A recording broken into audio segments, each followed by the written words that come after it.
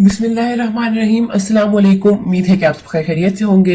आज हम स्टार्ट करेंगे second year mathematics exercise number 2.3 part number 4 question number 3। तो वीडियो स्टार्ट करने से पहले अगर आप चैनल पर नए हैं तो चैनल को लाइक और सब्सक्राइब लाजमी कीजिएगा और बेल आइकन को लाजमी प्रेस कीजिएगा ताकि मेरी अगली आने वाली वीडियो का नोटिफिकेशन आपको मिलता रहे। और इस वीडियो को अपने दोस्तों के साथ लाजमी शेयर कीजिएगा ताकि उनकी मदद हो सके। चलिए वीडियो स्टार्ट करते हैं। तो सबसे पहले exercise 2.3 question number 3, find the limit of conversion of the following sequence. Question में हमने करना क्या है, हमने ये फाइंड करना है कि ये जो सीक्वेंस है इसकी वैल्यू कहाँ कन्वर्ट होती है।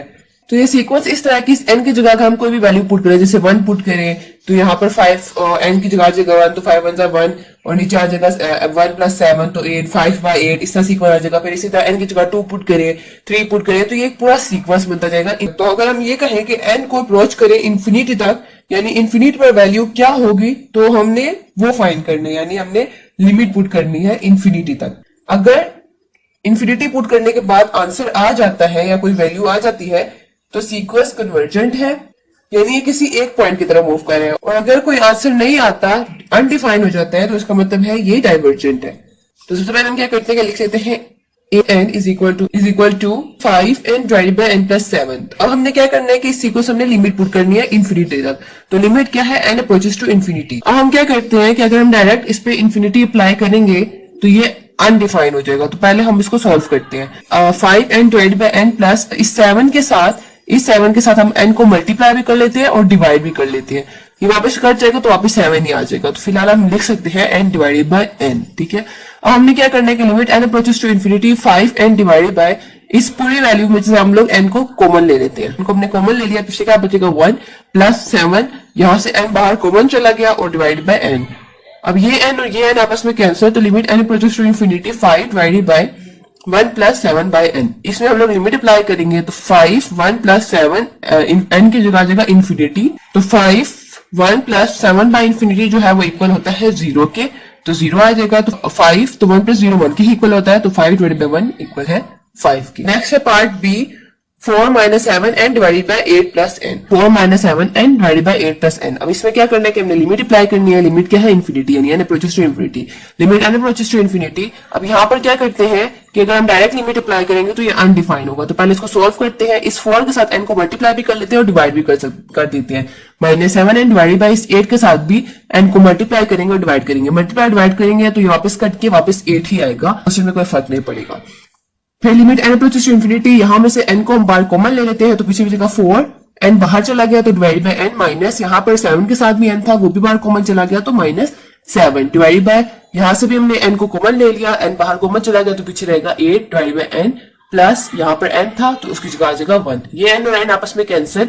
अब यहाँ पर क्वेश्चन रूल अप्लाई होगा तो ये लिमिट 4/n - 7 के साथ भी अप्लाई होगी और यही limit n approaches to infinity 8/n + 1 के साथ भी अलग अप्लाई होगी। तो अब इस क्वेश्चन में हम लिमिट अप्लाई करेंगे तो n की जगह आ जाएगा इन्फिनिटी, तो 4/∞ - 7 डिवाइडेड बाय 8, n की जगह इन्फिनिटी/∞ + 1। तो 4/∞ यानी कोई भी नंबर जब 0 इन्फिनिटी से डिवाइड होता है तो वो 0 के इक्वल होता है, तो 4/∞ इक्वल होगा 0 के -7। इसी तरह 8/∞ भी इक्वल होगा 0 के +1। तो 0 - 7 -7 के इक्वल है और 0 + 1 1 के इक्वल है, तो -7 डिवाइडेड बाय 1 इक्वल होता है -7 की। पार्ट सी, -1 की power n divided by n का स्क्वायर। अब इधर भी हम लोग क्या करेंगे कि लिमिट अप्लाई करेंगे। f n इज इक्वल -1 की power n divided by n का स्क्वायर। यहाँ पर लिमिट अप्लाई करेंगे तो limit n approaches to infinity -1 की power n divided by n का स्क्वायर। अब यहाँ पर जो n है, अगर ये n ओड हुआ यानी ओड नंबर हुआ तो ये -1 जो है वो नेगेटिव में यानी माइनस में ही आंसर आएगा, और अगर ये n जो है वो इवन हुआ तो आंसर पॉजिटिव में आएगा, यानी इसकी कोई स्पेसिफिक लिमिट नहीं है, यानी इसका आंसर जो है वो 2 वैल्यू की तरफ अप्रोच कर रहा है, यानी लिमिट एग्जिस्ट नहीं करती है। तो इसको मैं यहाँ पर लिख लेती हूँ कि this sequence does not approaches to any specific number because limit n approaches to infinity -1 n -1 if n is odd. -1 आएगा जब आंसर अगर n ओड हुआ तो माइनस में आंसर आएगा, अगर इवन हुआ तो +1 होगा यानी पॉजिटिव में आंसर आएगा। 1 if n is even, hence limit does not exist. Next question number 4 है, weekly sales in rupees at big store x weeks after the end of an advertising campaign are given by S of x is equal to 5,000 plus 3,600 divided by x plus 2. Find the sale of the indicated weeks limits. अब यहाँ पर क्या है, ये हमें function given है। ये function इस स्टोर की एक वीकली सेल शो करता है, यानी इसमें जो एक्स है ये क्या है, ये वीक है। इस एक्स की जगह अगर हम पुट करेंगे 5 तो इसका मतलब है 5 वीक के बाद इस स्टोर की सेल क्या होगी। पार्ट ए है एस और ब्रैकेट में है 5, यानी एक्स की जगह 5 है, यानी 5 वीक के बाद इस स्टोर की सेल क्या होगी। तो हम एक्स की जगह लिखेंगे 5, तो S of X is equal to function क्या था 5000 plus 3600 divide by x plus 2। अब x की जगह क्या पुट करेंगे 5, तो 5000 प्लस 3600 डिवाइड बाय x की जगह आ जाएगा 5 plus 2। 5000 plus 3600 divide bye 5 plus 2 equal होता है 7 के 5000। अब इसको इसे डिवाइड कर देंगे, यानी 3600 डिवाइड बाय 7 इक्वल होता है 514.487 के। ये आप कैलकुलेटर में फाइंड करेंगे। तो आप इस वैल्यू को 5000 के साथ प्लस कर देंगे तो आंसर आएगा 5514.29। नेक्स्ट है part B, limit x approaches to 5 s of x। अब यहाँ पर हमने लिमिट अप्लाई करनी है, तो s of x equal to limit x approaches to 5 5000 plus 3600 divide by x plus 2।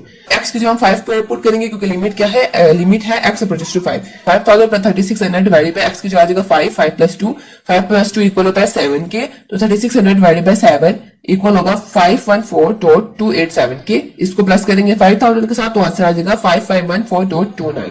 इसी तरह पार्ट सी है। पार्ट सी क्या है, limit x approaches to 16 s of x। अब हमने क्या करना है कि इसी फंक्शन में हमने लिमिट अप्लाई करनी है 16, यानी x की जगह हमने पुट करना है 16। s of x is equal to limit x approaches to 16 5000 plus 3600 divide by x plus 2। x की जगह आ जाएगा 16, तो 5000 plus 3600 divide by 16 plus 2 equal होता है 18 के।